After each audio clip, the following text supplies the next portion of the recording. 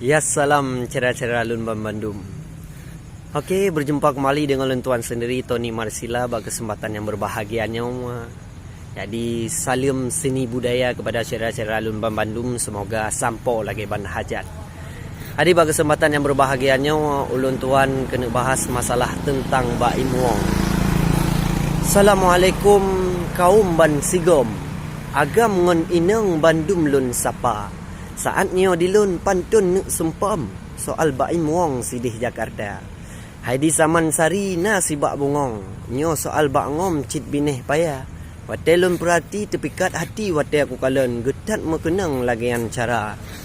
Mayang boh rambut tacut ngan renong. Mebek ke taram dengan gelawa. Gasih ngan sayang cik hana gesem. Bandung getolong urang derita.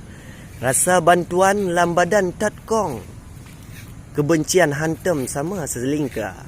Urang han mampu ge kalen. Langsung getolong semampu jiwa. Ada bak langsat diperap sidam.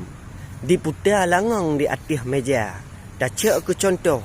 Saboh darungkom. Lagi Baim Wong sifat mulia. Sidih abdia. Na saboh gunung. Tempat di musim dum rusa-rusa. Memadak hono rampo lun tumpom. Kadang apa kenang saudara.